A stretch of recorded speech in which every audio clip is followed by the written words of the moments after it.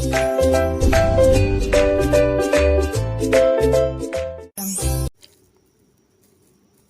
Friends, welcome back to one and only હિત study. હિત સ્ટડીમાં તમારું સ્વાગત છે. તો આજે આપણે જોવું છે ભાઈ 51મો પ્રશ્ન અને ત્યાંથી શરૂઆત કરવી છે. તો વિડીયોને ઠેઠ સુધી જોતા રહેજો. વાત કરવી છે 51મા પ્રશ્નની. પ્રશ્ન કંઈક આવો છે ભાઈ, પોર્ટુગીઝોનું શાસન ભારતમાં કયા કયા વિસ્તારોમાં અસ્તિત્વ ધરાવતું હતું? તો ભાઈ આ જે પોર્ટુગીઝો હતા એનું શાસન ભારતમાં કોચીન, ગોવા, દીવ અને દમણ આટલા વિસ્તારોમાં ભાઈ. ફરીવાર પોર્ટુગીઝોનું શાસન ક્યાં ક્યાં જોવા મળતું હતું? તો કોચીનમાં જોવા મળતું હતું, ગોવામાં જોવા મળતું હતું, દીવમાં હતું અને દમણમાં હતું. આ ચાર વિસ્તારોમાં કોનું શાસન હતું ભાઈ? પોર્ટુગીઝોનું શાસન હતું. પોર્ટુગીઝનો પ્રથમ ગવર્નર તો ફ્રાન્સિસ દી આલ્મેડા. અહીંયા આલ્મેડા આપ્યું છે એ આનું ટૂંકું નામ છે ભાઈ. તો આ પોર્ટુગીઝોનો પ્રથમ ગવર્નર હતો ભાઈ. પોર્ટુગીઝોનો પ્રથમ ગવર્નર કોઈ પૂછાય તો ફ્રાન્સિસ દી આલ્મેડા હતો. ઈસવીસન 1507માં એ બન્યો હતો. એ પણ એક ખાસ યાદ રાખજો ભાઈ, બરાબર. પોર્ટુગીઝોનો પ્રથમ કોઈ ગવર્નર હોય તો ફ્રાન્સિસ દી આલ્મેડા. મિત્રો, ડચ લોકો ક્યાંથી આવ્યા? તમને સવાલ આવો પૂછાય કે ભાઈ ડચ લોકો આવ્યા ક્યાંથી? તો હોલેન્ડમાંથી આવ્યા. ક્યાંથી આવ્યા ભાઈ? હોલેન્ડમાંથી ડચ લોકો આવ્યા. ખાસ યાદ રાખજો ભાઈ, હોલેન્ડમાંથી કોણ આવેલા છે? તો ડચ લોકો હોલેન્ડમાંથી આવ્યા. ભાઈ આપણે પ્લાસીના યુદ્ધની વારંવાર ચર્ચા કરી. તો પ્લાસીનું યુદ્ધ થયું હતું કઈ તારીખે? આવો સવાલ પૂછાય ભાઈ. પ્લાસીનું યુદ્ધ કઈ તારીખે થયું?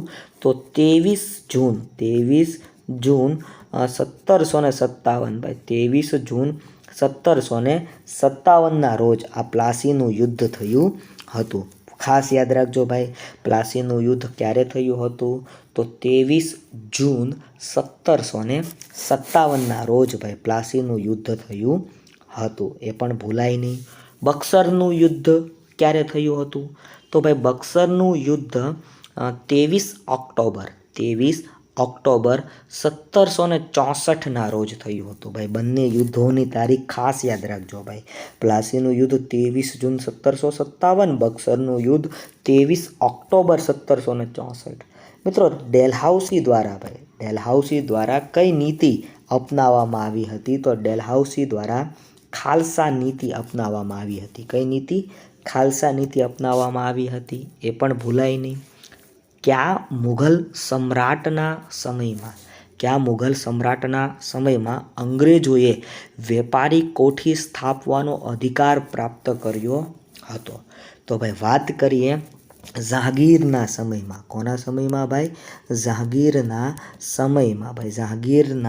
સમયમાં અંગ્રેજોને સૌપ્રથમ સુરત મુકામે, કઈ જગ્યાએ એ પણ કહી દઉં, સુરત મુકામે ભાઈ વેપારી કોઠી સ્થાપવાનો અધિકાર પ્રાપ્ત થયો હતો, બરાબર. અને પછી તમે જાણો છો કે ભાઈ એણે હળુ કરતાં ઘણી બધી જગ્યાએ વેપારી કોઠીઓ સ્થાપી પણ દીધી હતી ભાઈ, બરાબર. એ વખતે કોણે એને મંજૂરી આપી હતી? તો જહાંગીરે મંજૂરી આપી દીધી હતી ભાઈ. ખાસ યાદ રાખજો. અને હા મિત્રો, વિડીયો ગમતો હોય તો લાઈક કરજો, શેર કરજો, કમેન્ટ સેક્શનમાં કમેન્ટ કરજો. અને આવા વિડીયો જોવા માટે અમારી ચેનલ એટલે કે હિત स्टडी यूट्यूब चैनल को आप सब्सक्राइब करके रखिए. ओके, ચાલો આગળ વધીએ. મુંબઈ ટાપુ અંગ્રેજોને કોની પાસેથી મળ્યો હતો? તો ભાઈ પોર્ટુગીઝો, બરાબર, એણે મુંબઈ ટાપુ અંગ્રેજોને ભાઈ ગિફ્ટ કરી દીધો હતો. એમ બન્યું એવું કે ભાઈ પોર્ટુગીઝના જે રાજા હતા, બરાબર, એમની પુત્રી અને અંગ્રેજોના રાજકુમાર એમના વચ્ચે ભાઈ સંબંધો થયા, મતલબ કે લગ્ન થઈ ગયા. અને એટલા માટે દહેજમાં આપી દીધો હતો ભાઈ. મુંબઈ ટાપુ અંગ્રેજોને કોની પાસેથી મળ્યો હતો? તો પોર્ટુગીઝો પાસેથી મળ્યો હતો. પોર્ટુગીઝોએ ભાઈ દહેજમાં મુંબઈ ટાપુ આપી દીધો હતો. ખાસ યાદ રાખજો ભાઈ. ફ્રેન્ચ ઈસ્ટ ઇન્ડિયા કંપનીની સ્થાપના ક્યારે થઈ હતી? તો ભાઈ ફ્રેન્ચ ઈસ્ટ ઇન્ડિયા કંપનીની સ્થાપના ઈસવીસન 1664માં થઈ હતી. ક્યારે થઈ હતી ભાઈ? ઈસવીસન 1664માં ફ્રેન્ચ ઈસ્ટ ઇન્ડિયા કંપનીની સ્થાપના કરવામાં આવી હતી. બક્સરના યુદ્ધ સમયે બંગાળનો નવાબ કોણ હતો? તો ભાઈ બક્સરનું યુદ્ધ આપણે વાત કરી ગયા 23 ઓક્ટોબર 1764ના રોજ થયું. તો આ વખતે બંગાળનો નવાબ કોણ હતો? તો મીર કાસિમ હતો. કોણ હતો ભાઈ? બક્સરના યુદ્ધ સમયે કોઈ જો હોય બરાબર તો એ હતો ભાઈ મીર કાસિમ, જે બંગાળનો નવાબ હતો ભાઈ. બ્રિટિશ ભારતમાં સિંધનો વિલય ક્યારે કરવામાં આવ્યો? તો ભાઈ બ્રિટિશ ભારતમાં સિંધનો વિલય ઈસવીસન 1843માં કરવામાં આવ્યો. ક્યારે કરવામાં આવ્યો ભાઈ? ઈસવીસન 1843માં. કોનો વિલય થયો ભાઈ? તો સિંધનો વિલય કરવામાં આવ્યો. ખાસ યાદ રાખજો ભાઈ, બ્રિટિશ ભારતમાં સિંધનો વિલય ક્યારે કરવામાં આવ્યો? તો ઈસવીસન 1843માં કરવામાં આવ્યો હતો. પ્રથમ રેગ્યુલેટિંગ એક્ટ ક્યારે આવ્યો ભાઈ? પ્રથમ રેગ્યુલેટિંગ એટલે કે નિયામક ધારો થાય ભાઈ, નિયમન કરનારો ધારો. તો પ્રથમ રેગ્યુલેટિંગ એક્ટ ક્યારે આવ્યો? 1773માં આવ્યો ભાઈ, બરાબર. 1773માં પ્રથમ રેગ્યુલેટિંગ એક્ટ ભારતમાં અસ્તિત્વમાં આવ્યો. ત્યારબાદ મિત્રો પિટ્સ ઇન્ડિયા એક્ટ ક્યારે આવ્યો? તો 1784માં ભાઈ.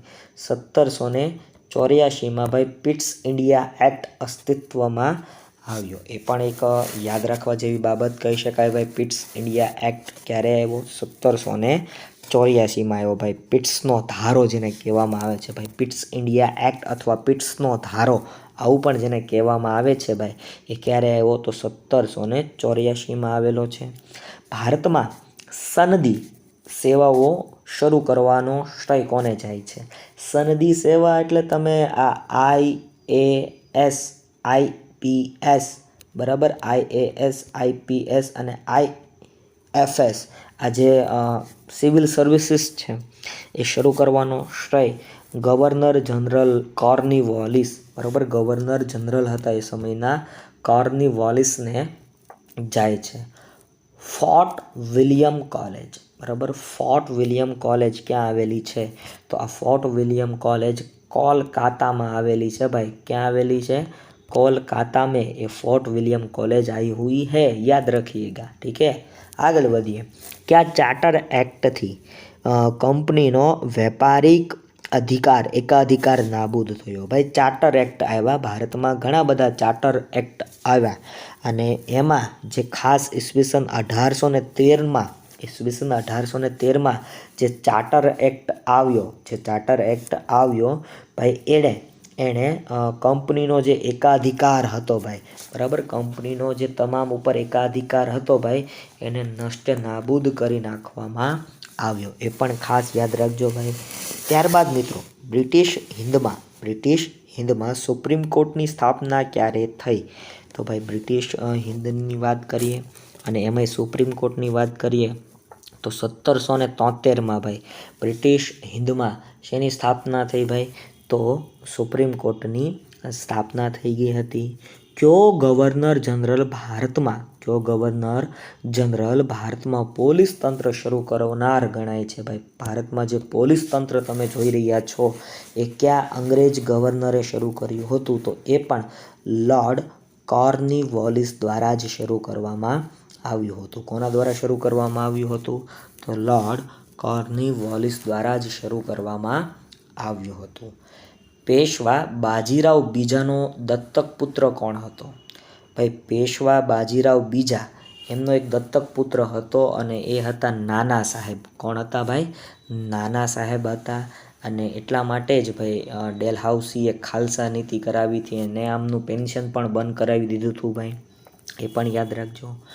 રાણી લક્ષ્મીબાઈ કયા રાજ્યના રાણી હતા? તો ઝાંસીની રાણી લક્ષ્મીબાઈ. નામ ઝાંસી આવે ને તો એ ઝાંસી હકીકતે રાજ્ય હતું ભાઈ. અંગ્રેજોએ તમામ ઊંચા હોદ્દાઓ પર કોને નિયુક્ત કરેલા? તો અંગ્રેજોએ નિયુક્ત કર્યા હોય ને, સ્વાભાવિક છે.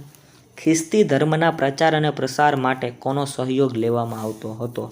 તો ભાઈ પોલીસનો એ લોકો સહયોગ લેતા ભાઈ. ખ્રિસ્તી ધર્મના પ્રચાર અને પ્રસાર માટે કોનો સહયોગ લેવામાં આવતો? તો પોલીસનો એ લોકો સપોર્ટ લેતા ભાઈ.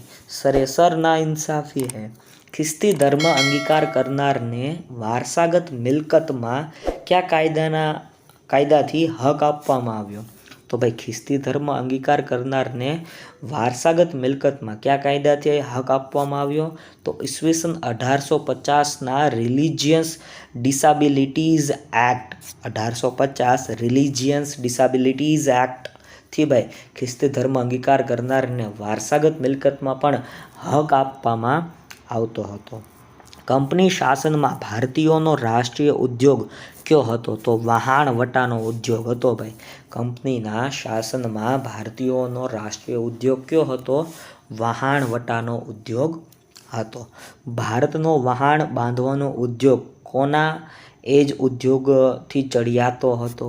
તો ભાઈ ઇંગ્લેન્ડના ઉદ્યોગથી એ ચડિયાતો હતો. ખાસ યાદ રાખજો મિત્રો. અને વિડીયો ગમ્યો હોય તો એક લાઈક કરજો, શેર કરજો અને કમેન્ટ સેક્શનમાં કમેન્ટ પણ કરી નાખજો વાલા મિત્રો.